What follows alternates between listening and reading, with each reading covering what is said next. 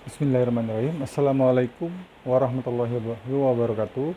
Alhamdulillah, kita bertemu kembali dalam pertemuan ke-7 kelas 12 IPS 1, 2, dan 3 pada mata pelajaran Sejarah Peminatan.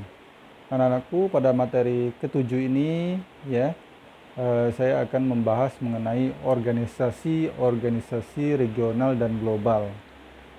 Oke, anak-anakku, sebelum kita ke materi, kalian harus mengisi absensi terlebih dahulu di Google Classroom dan mengisi absensi juga di WA Group. Oke?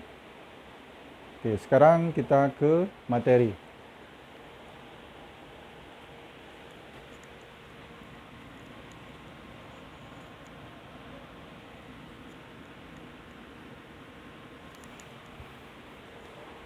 Organisasi-organisasi regional dan global itu kita lihat ada namanya Pakta Warsawa. Nah, Pakta Warsawa ini adalah aliansi militer negara-negara blok timur di Eropa Timur yang dirancang oleh Nikita Khrushchev pada 1955 dan ditandatangani di Warsawa pada tanggal 14 Mei 1955. Nah, anggotanya meliputi 8 negara yaitu Uni Soviet, Bulgaria, Rumania, Jerman Timur, Hungaria, Polandia, dan Cekoslovakia. Nah, ini adalah logo militer Pakta Warsawa, bisa kalian lihat di pojok kanan atas ya.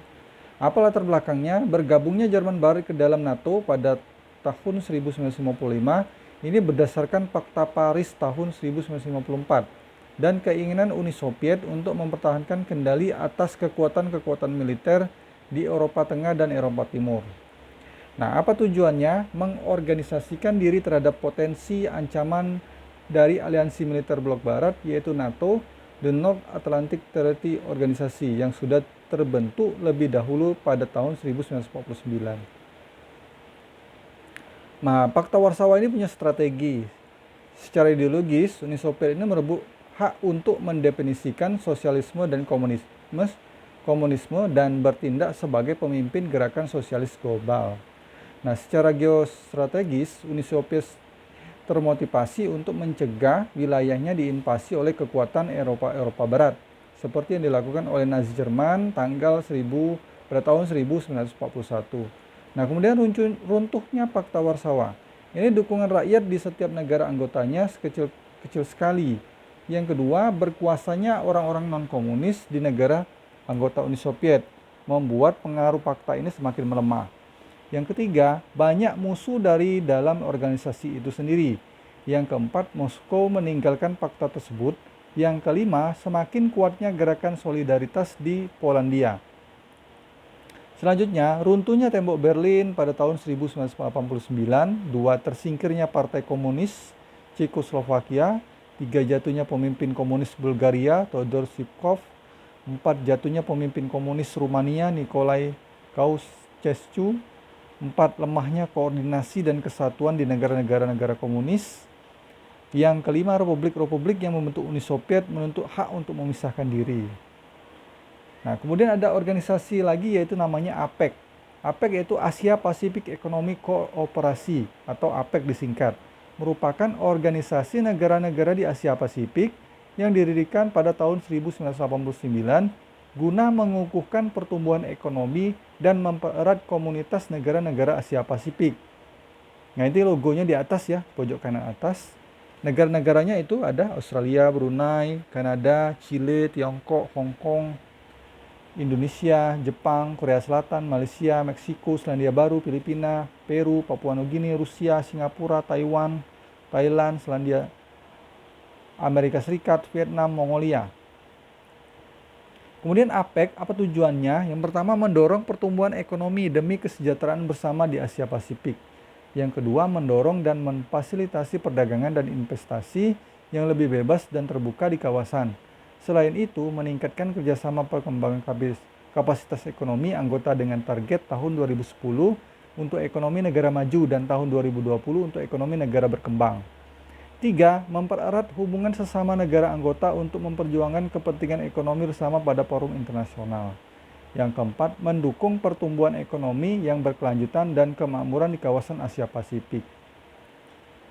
Selanjutnya, prinsip-prinsip APEC ini, yaitu konsensus memiliki arti bahwa semua keputusan di APEC harus bermanfaat, disepakati oleh 21 ekonomi anggota. 2. Prinsip voluntary and non-binding, berarti kesepakatan dilakukan secara sukarela dan tidak mengikat. 3. Prinsip concerted unilateralis, berarti keputusan dilakukan secara bersama-sama sesuai dengan kemampuan tiap-tiap negara ekonomi anggota tanpa syarat resiprositas. Yang keempat, prinsip differentiated time frame, berarti bahwa negara ekonomi anggota maju diharapkan melakukan liberalisasi terlebih dahulu. Tujuannya tadi adalah mendorong pertumbuhan ekonomi tentu saja ya, dan kesejahteraan di Asia Pasifik, mendorong memfasilitasi perdagangan. Yang keempat, mempererat hubungan sesama negara, forum internasional ya. 4. Mendukung pertumbuhan ekonomi. Kemudian prinsip konsensus sudah tadi ya, voluntary, concerted, dan differentiated.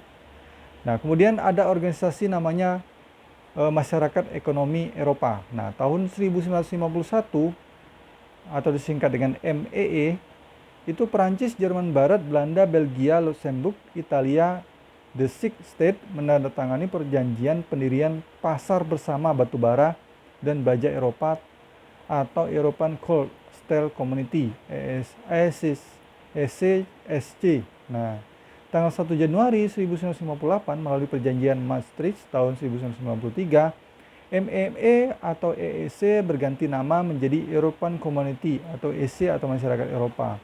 Nah, melalui perjanjian Lisbon tahun 2009, MEE melebur ke dalam Uni Eropa. Tanggal 7 Februari tahun 1992, 12 negara anggota MEE menandatangani perjanjian Maastricht atau perjanjian Uni Eropa yang berisi kesepakatan mengenai perubahan MEE menjadi Uni Eropa. Nah, naskah perjanjian ini disebut The Treaty on European Union atau perjanjian penyatuan Eropa. Nah, kemudian apa tujuan MEE? Ini bendera Uni Eropanya ya. Mewujudkan integrasi Eropa. 2. Memajukan perdagangan. 3. Menghapus semua rintangan dalam perdagangan internasional. 4. Memperluas hubungan dengan negara lain anggota MEE. Struktur organisasinya adalah Majelis Umum, General Assembly atau Dewan Eropa, European Parliament. 2. Dewan Menteri, The Council. 4. Badan Pengurus Harian atau Komisi. 4. Mahkamah Peradilan, The Court of Justice. Nah, NAFTA, North American Free Trade Agreement atau perjanjian perdagangan bebas Amerika Utara ini berbentuk hasil dari keinginan 3 negara untuk mewujudkan kawasan perdagangan bebas atau Free Trade Area di kawasan Amerika Utara. Nah, NAFTA bermarkas di Washington DC, Ottawa, dan Mexico City, dan sebagai zona wilayah perdagangan bebas tersebar kedua sedunia setelah European Economic Area dengan konsumen sebanyak 365 juta jiwa di ketiga negara tersebut. NAFTA tujuannya meningkatkan pertumbuhan ekonomi, 2. Menciptakan iklim persaingan yang adil, 3. Meningkatkan peluang investasi, 4. Menciptakan prosedur yang efektif dalam perdagangan. Nah, kemudian ada perjanjian Kanada-Meksiko menghilangkan hampir semua tarif baik secara langsung atau selama 5-10-15 tahun.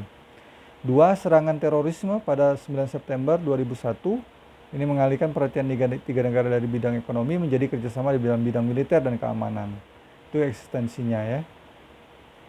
CAFTA, Central American Free Trade Agreement, Dominican Republic atau perjanjian perdagangan bebas Amerika Tengah, Republik Dominika adalah perjanjian perdagangan bebas Amerika Tengah yang disetujui antara tahun 2003 dan 2004. Nah, hampir semua produk ekspor Amerika Tengah di Amerika Serikat telah bebas tarif sejak Caribbean Basin Initiative pertama kali diberlakukan pada tahun 1984. Nah, tujuannya apa? Mewujudkan perdagangan bebas tentu saja. 1.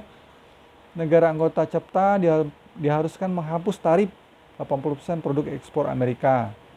2. Amerika Serikat tidak boleh mengurangi kuota impor dari negara pembebasan tarif terhadap 80% produk ekspornya. 3. Masuknya Republik Dominika sebagai anggota. Nah, itu tujuan dan eksistensi dari CAFTA.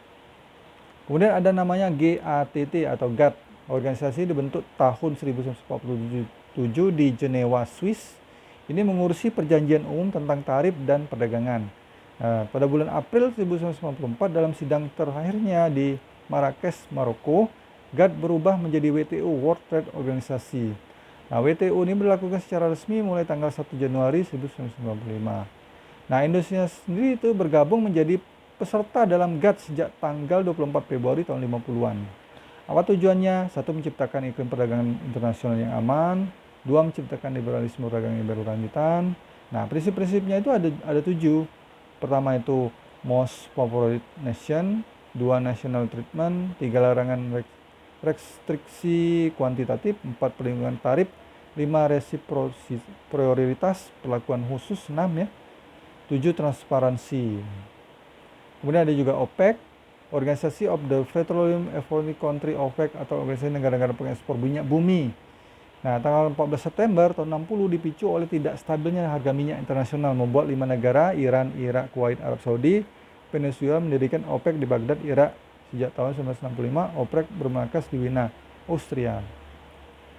Tujuannya menyatukan kebijakan perminyakan antara negara-negara anggota. 2, memenuhi kebutuhan dunia akan minyak bumi.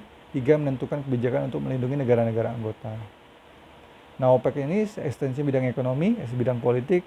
Indonesia keluar dari OPEC. Indonesia jadi sempat keluar dari OPEC pada bulan Mei 2008. Indonesia mengumumkan bahwa mereka telah mengajukan surat untuk keluar dari ketentuan OPEC karena Indonesia telah berubah menjadi negara importer minyak sejak 2003. WTO, World Trade Organization, atau Organisasi Perdagangan Dunia, didirikan berawal dari putaran Uruguay.